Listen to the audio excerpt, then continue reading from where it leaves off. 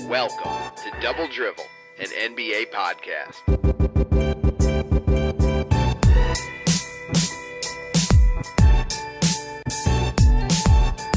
Hello and welcome to another episode of Double Drivel.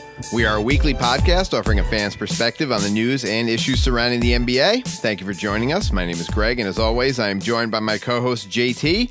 You can find us on Twitter at Double Dribblers or email us at doubledrivelpodcast@gmail.com. JT, what up, my friend? Good morning, Greg. This is I like this morning edition. I feel energized, and I got my juice, and it's great. Yeah, it's a rare occasion where we're both wide awake. It's nice and early, and starting our day with NBA. Let's do it.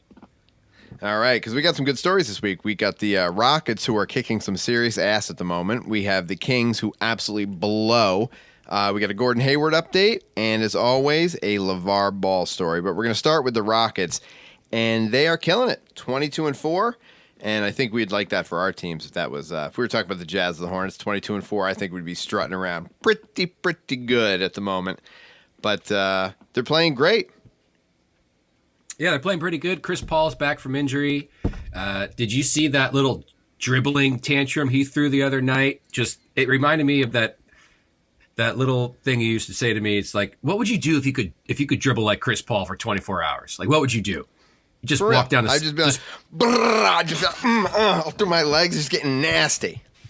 Just cross people up on the sidewalk. All day. Yeah, they seemingly seem to be the best team in the league. Looking crisper than the Warriors, in my opinion. And they will most likely be playing them for the Western Conference Finals. Do you like watching them play, though? Like, when you watch their games, have you watched many of the Rockets games? I don't think I've watched the whole one yet. I've seen parts of a couple. I never like watching the Rockets. I don't like James Harden. And like Chris Paul, though I love watching him dribble, I never enjoyed watching the Clippers either. It's just not, I don't know, I don't like watching them. So are you unable to watch players that you don't like? It's not that I'm unable to, but I just get so, I guess as the kids would say, salty. And I just sit there and just I don't enjoy it. But I don't like the Warriors, but I think that I enjoy watching them more than I like the Rockets. I think when the Warriors are really popping, they're a lot of fun to watch, and I don't feel the same way with the Rockets. I don't know if I agree with that. I don't think it makes much sense to begin with. It doesn't have to make sense. I'm just telling you. I don't think they're as enjoyable to watch for me as the Warriors are. But they're certainly more fun to watch than the Hornets have been. So I'll take that. The Rockets are playing great basketball, on both ends too. So we'll see. I have no hate against them. Houston, pretty good basketball team. So also something that came up was that their best lineups that they have are with Chris Paul and James Harden not on the floor together. So that's deadly. A second unit that has, Chris Paul in it, that's amazing in the NBA at this point. You'll tear teams up, and they have been. They've been winning they got an 11-game winning streak going, and they've been winning by an average of 17 points. I know this because I watched them torch the Hornets the other night they beat them by 24 points. And that's just it's just gross. So before the season started, Greg, we talked about what the Rockets might look like with Chris Paul. And do you remember which one of us predicted that he would lead a second unit? It was probably you. It was me. And you know which one of us insisted that he would not come off the bench? Because the guy... No. I think... It's either you or me. It was definitely me, but it was you. I think the fact that he was injured, I think that helped it. Because when he was coming back, they could ease him into it, and he could get the taste for what he could do with the second unit. So you make it like it's his decision, And that's where I think that this is gone. I don't think he was like, if you told him he was starting on the bench, I don't think that would go over well with me. I don't know how that's going to go over with him. So, I don't know. We'll see. A lot of speculation. I love speculation. But Chris Paul, good for him. Playing great. All right, we will get on to your boy, Gordon Hayward. Now, please, you should take the lead on Mr. Hayward. I know it's got a special place in your heart. So Hayward's out of his walking boot because his ankle snapped because he got injured. Which is a significant step in the healing process. The Jazz will be playing the Celtics tonight in Boston. Guess who's not going to go to the game, Greg? Hayward's not going to go. Hayward's not going to go to the game.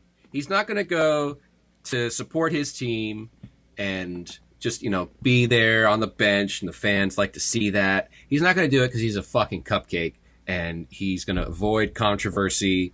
He did say, though, that he hopes that the Celtics win by 40. It's like, dude, how hard do you want us to hate you? Like, how hard? Because I think a lot of people are going to hate you a little bit more because of this.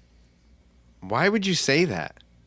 No one ever says anything like that. People have left teams on horrible terms and didn't say they hope they win by 40. Yeah, it's just fucking, it's pretty lowbrow, but he's kind of a douchebag, so that's what we should expect from here on in. Well, and it occurred to me when you said that he wasn't joining his team at the game. Does he really have a team, or is he just play with a bunch of other people? Because he had a team in Utah, but he didn't seem to really care much about them. And now he's in Boston, and he still seems to be a lot about himself. He's really making this about him, where he should just be attending the game, especially if he's out of a boot. He should be in a suit on the sideline like everybody else that's injured. So, making himself special yet again.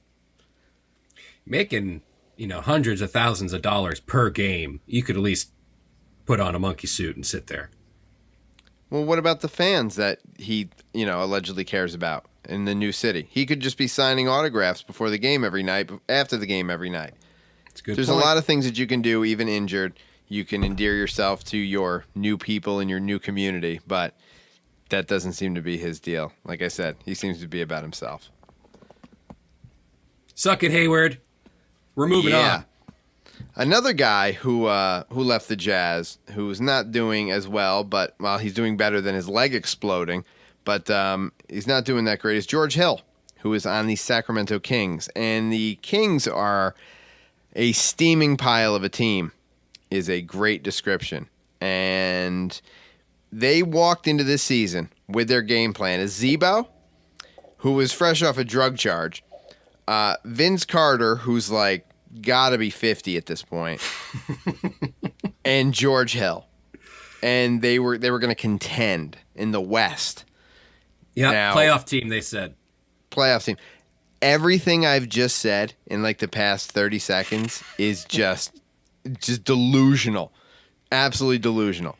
So what's up? I mean, you watched George Hill for an entire season and actually liked him, and he played very well in Utah. He was a great player last year. Mm-hmm. But what's up? So the Jazz got him from Indiana, where he was playing alongside Paul George, and I think that the Pacers fans were ready to see him leave. He kind of showed disinterest as the season went on. He came to Utah, and he seemed like a great fit because we were in need of a veteran at the point guard position, and he brought a particular set of skills that aligned nicely with the Jazz. He was awarded Western Conference Player of the Week the first week of last season, and wow. I saw him hit a half-court buzzer beater in person in Utah. Very exciting. Jazz fans were calling him St. George for a while.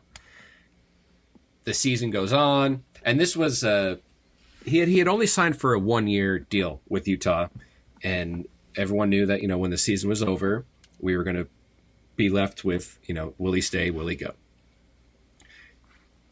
This guy Greg wants a lot of fucking money. Let's put that out there first. Like, he wants premier dollars to play for you, and a king's ransom. And the Jazz offered him a pretty fat contract. He thought he could make more if he went and played the market himself. So he does that, The Jazz, they go to the playoffs. George Hill doesn't play great. In fact, he did not play because of a seemingly minor injury. Towards Which the was end a popular theme in the playoffs for the Jazz last year, but I digress.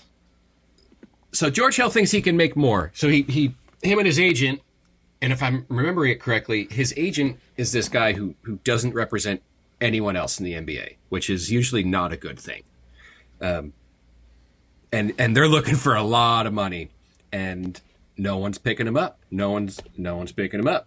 Because these guys, they want to make a lot of money, but they also want to play on teams that can compete. So he signs a deal with the Kings. Greg, he left about $30 million on the table in Utah. He signs with the Kings. I think it's a 3-year, $59 million deal for George Hill. Okay, that sets the stage to last week. George Hill tweeted out, hold on, I'm just going to count them up here, Greg. 26 mad emoji faces. That was his tweet from last week. 26 angry faces. Now we know he went to a shit team. No one wants to be in a shit team. I don't know how much money you're making. He's salty because the Kings can't win a game. How are you going to win a game, bro? Like Zebo and Vince Carter and traded Rudy Gay, who's probably your best player, away last year. You got no Boogie. He's gone too. Who's winning these games? Why are you salty? You're delusional. You're crazy. It makes no sense. And I'm glad the Kings are shitty because it keeps ticket prices down so I can pay like $10 to sit courtside and watch the Jazz fucking bend them over. Yeah, that's the best. But yeah, I mean, that's a problem. Vince Carter, he's got to be tired. He spends all day chasing his grandkids around. I mean, it's got to be exhausting. Not much juice for the Kings going in Sacramento. I mean, there's just not a lot going on. I see them being a shitty team for a while and maybe even sold. Are they considered your local team, or is that the Warriors? The Warriors are closer. It's gross. So yeah. So you go south, Greg, 35 minutes, and I could pay $200 for a nosebleed, or I could go 2 hours northwest and pay $20 to sit very close. I think I'll take the Sleep Train Arena or whatever it is. Sleep Train. The arena actually looks pretty good. They redid it quite a bit, and it has like that amphitheater, like open air vibe now. It's different than when you were there last. We'll have to go back for very low prices one of these days. Let's do it. All right, and another story that we have is Mr. LeVar Ball. We can't go a week without the Ball family, and I know that they're not your favorite family, but God, I enjoy the antics of the Ball family. I'm just a sucker for it. He has taken his children, one out of high school and one out of UCLA. Now, he took him out of UCLA, but UCLA was happy to let him go after the whole incident in China and the shoplifting and all the unpleasantness. So he moved both of his sons to where else but the Lithuanian League. Now, it's not even the big city in Lithuania. It's like a smaller Lithuanian league. What's going on here? Like, what's up? What the hell is going on? Who does this? Take your 16-year-old son and your 19-year-old son, and you 86 any idea of education. You're like, that's number one. Done. The last thing on earth that matters is these kids getting educated. No, let's get that out of there. Let's get to Lithuania. And then, you are just burning fucking bridges everywhere you go. This guy with his family. Not even talking about Lonzo and his struggles in the NBA, but you're going to the pre-new Vidaukas team. I wasn't so good at my Lithuanian. I figured I'd leave that one to you. In the esteemed Lithuanian professional basketball, what could go wrong? What could go wrong? Plenty. So, Plenty could go wrong, shithead, because this is a bad idea. There's a bad idea to put your kids in a small market Euro League when they're pretty much being like blacklisted from major universities. And you got to think also, like, pro scouts don't give a shit about these two. Like, no. Well, the younger one has potential, but the other one is like the 19-year-old is nothing.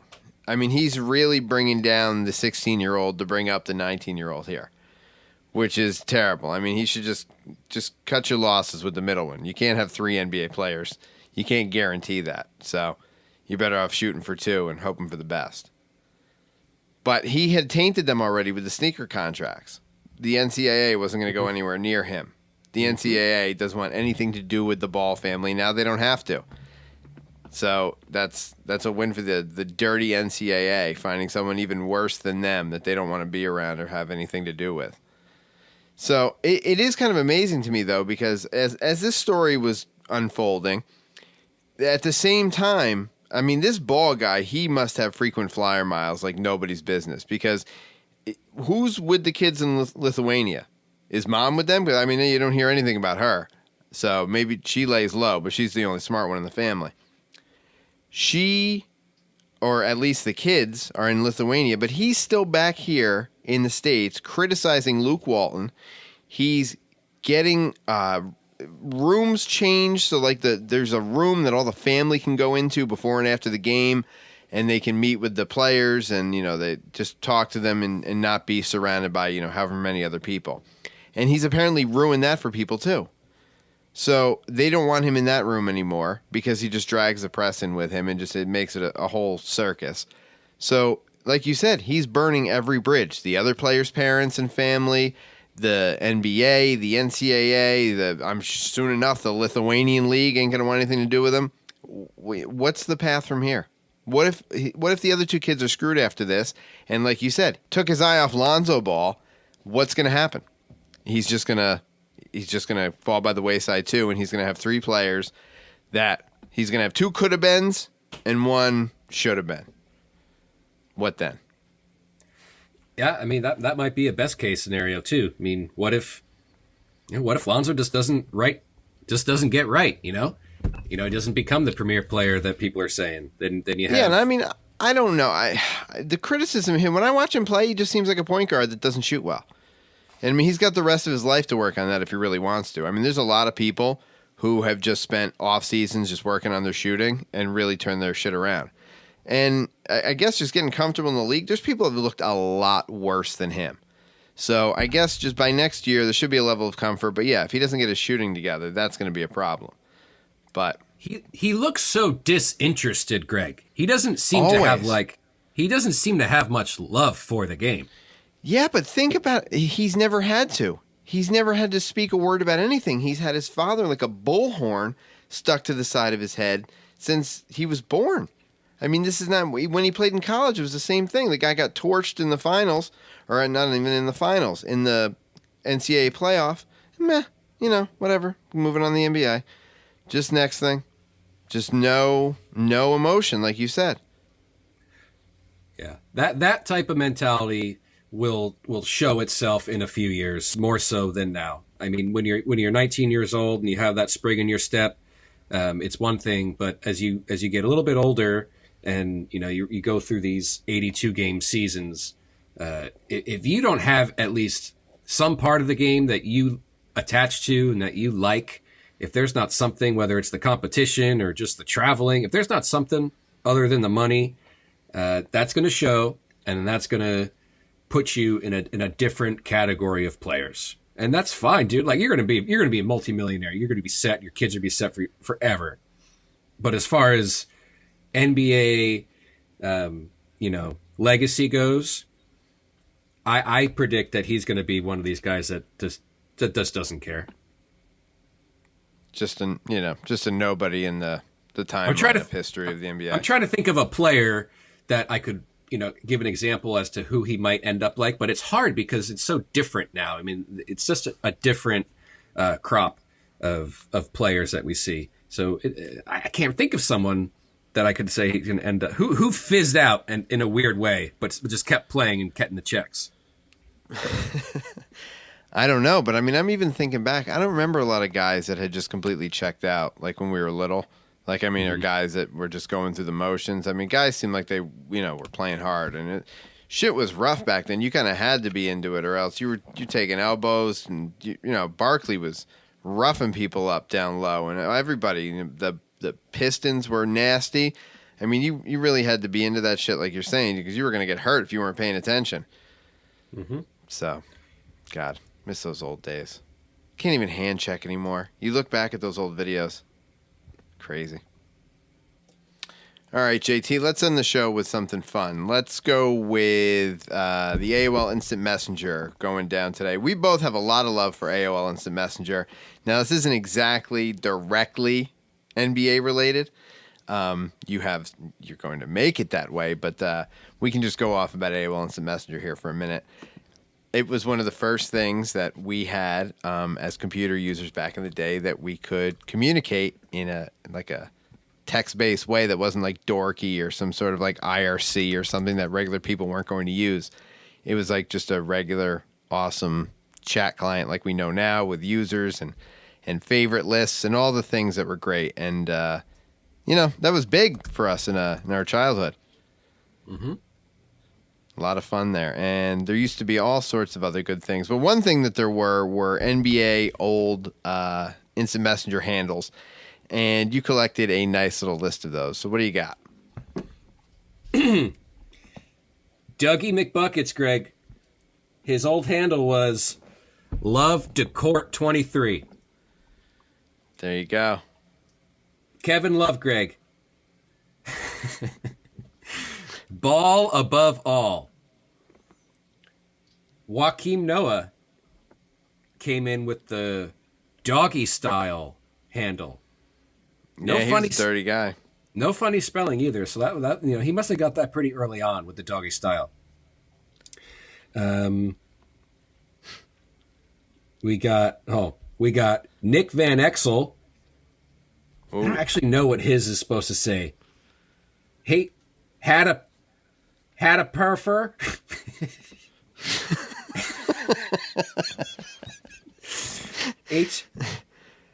Hata perfer. HATAPRF. Hata professor. Something like that. Yeah. Fuck all y'all professors. We got JJ Redick with your boy JJ Shoot a 3. Yeah, he did. SHOOTA. JJ Shoot a 3. Mark Cuban had the handle Boris123. He kind of looks like a Boris. He's got the thick eyebrows and I'd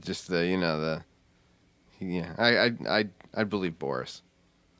I'm in Schumpert, Greg, comes with True 26, born 90. What? Wow. Brian Windhorst comes with the Dubs 96. There you go. And then we got Jeff Green with the least creative JL Green 08. So a lot of basketball passion in some of those, though. The ones that kids would have picked that were really into basketball, like Kevin Love and Ball Above All. First person was Ball Above All. I think Dougie McBuckets wins with Love Decourt 23, though. Yeah, like DA Love Decourt. So these all come from a screenshot that someone created of Slang Magic's buddy list. Lance Thomas, Slang Magic. Wow. Jesus Christ. That's the best thing about the internet. Things come from very, very strange places, and that's usually good or at least strange. I'm not going to give it away, Greg, but just for an appreciation of continuity, my email address is the same as my old AOL handle, my old Instant Messenger handle. I've not changed it. It is still the same. Yep. Still the same. Still the original. That was a good choice. Takes a lot of forward thinking to get a username that's going to work when you're, in your 30s and works when you're a teenager. So that's pretty good for you to get something that lasts like that. It's not that common that happens. Yeah. Good job on me on thinking ahead, and that almost makes up for all the Bitcoins I didn't buy. Young JT with the foresight, older JT didn't have with the Bitcoins. Or, there's all sorts of other things if you really get into that. There's Litecoins we missed, there's Ethereum we missed. There's a lot of stuff that we missed, not just Bitcoin. So that's it. We'll be poor while the rest of the world gets rich. It'd be like that Simpsons episode where Homer cashes his stock in for like $5 and then it pops later in the day and everybody has like cars and shit and they're all happy and God, love that episode. All right, let's move on to predictions. Now, we got a good one this week. It is who's going to lead the league in technical fouls. Last year, it was Boogie, and he had 18. Now, Rasheed Wallace holds the record with 40. That is a solid record right there. That's like the 100-point game, a 40 technical season. Boogie is in the lead this year with 9. Who do you think ends up with the most? Oh, man. I mean, I think Boogie is a strong candidate. I mean, he got 9 already. We're a quarter way through the season. If he keeps up this, he's on track for 36, which is be amazing. That's almost challenging the record. But that's going to be expensive. You got Draymond Green also, Greg. Now, right now he has 7, and the closest person to him is KD and Dwight Howard, both with 6. So a pretty tight race. I'm going to go with Draymond Green. Wow. Yeah, I mean, that's a good guess, especially if they start playing shitty or continue to not be playing up to their potential. They're going to get more and more annoyed, and he's going to run his mouth more and more, and it's just not going to work out. And Boogie's pretty consistent, though. He's going to get a big number, though. But he's on pace, like you said, for 36. Now, even if he tones it down, I mean, we're looking at 25, easy, right? I think so. I mean, we're a little bit past the quarter mark, so it wouldn't, the way it lines up isn't exactly 36, but fine, he would have to 22. He would have to pick up a little bit of steam. He's going to have to pick up a lot of steam to be that angry, getting that many T's. My God. But he has that reputation. He's kind of a big baby. Yeah, absolutely.